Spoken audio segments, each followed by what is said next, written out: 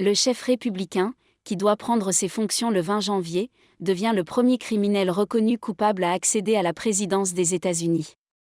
Le président élu des États-Unis, Donald Trump, a été condamné vendredi à une « libération inconditionnelle » dans l'affaire des paiements dissimulés, ce qui signifie qu'il évitera la prison, les amendes ou la probation.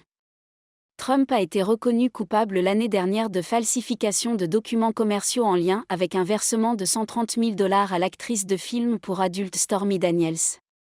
Malgré cette condamnation historique, le juge Juan M. Merchan a indiqué une peine sans sanction, épargnant ainsi à Trump toute peine de prison, de probation ou d'amende.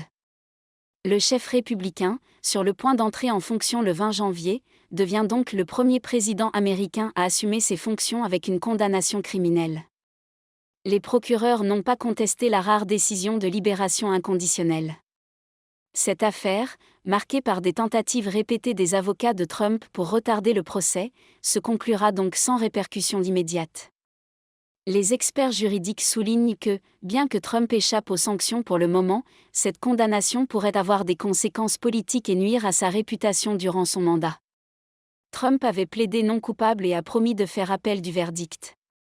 Il s'est battu avec acharnement pour éviter d'être contraint de comparaître devant un juge d'État quelques jours avant de retourner à la Maison-Blanche.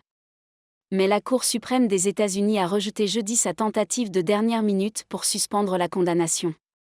Cette sentence marque l'aboutissement du tout premier procès pénal intenté contre un président américain, en exercice ou non.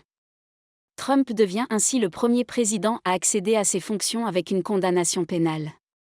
Alvin Bragg, un démocrate, avait inculpé Trump, un républicain, en mars 2023 pour 34 chefs d'accusation de falsification de documents commerciaux visant à dissimuler le paiement de $130 000 effectué par son ancien avocat Michael Cohen à Stormy Daniels.